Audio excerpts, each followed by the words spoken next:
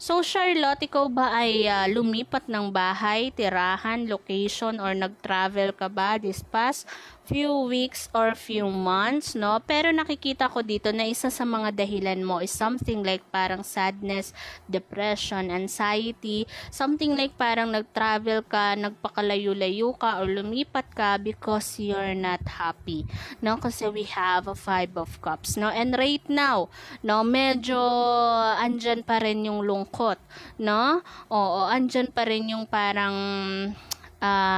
mag-isa ka lang sa buhay, parang nararamdaman mo na parang alam mo yon, oo, parang hindi ka ganun ka okay, Charlotte, no? Medyo ambigat at mababa yung iyong energy, no?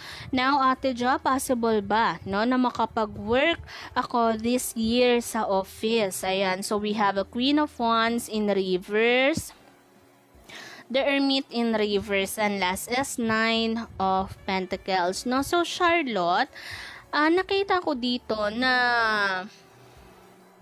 actually physically attractive ka, no? Maganda ka, kaya lang something like parang pinabayaan mo yung glow mo. Anong nangyari, no? Pwedeng nag-asawa ka or nag-boyfriend ka or medyo iniba mo ba yung attention mo, gano'n, no? Kasi nakikita ko dito, Charlotte, ang daming opportunity na darating sa iyo or dapat dumating sa iyo kasi meron kang tinatawag na pretty privilege, no? Ayan, so baka sabihin natin, Ate Ja, hindi ako mahilig mag-ayos, Ate Ja, hindi ako ganto, ganyan, no? Charlotte, iba yung iyong charisma, no? So meaning to say, magagamit mo sana yung pretty privilege mo, kaya lang hindi mo siya parang alam mo yon, hindi mo siya pinagtutuunan ng pansin, no? Oo. So, kung ang tanong mo, Ate Jap, possible ba na makapag-office ako this year? Yes, no?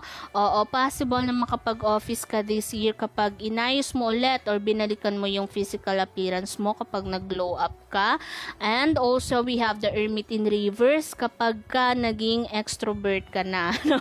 Or something like parang kapag ka, syempre, hindi naman natin agad-agad mababago yun. Like for example, pag sinabihan ba ni Ate John na kailangan mong maging extrovert ka na ba? No, dahil hindi ganun kadali yun. Something like parang hindi ka lang aloof, no? Oo, kailangan ibalik mo yung sarili mo ulit, no? Makipag-socialize ka ulit. Kasi something like parang nakikita dito ni Ate Ja na mukhang sineperate mo talaga yung sarili mo sa ibang tao. So, malaki yung chance, no?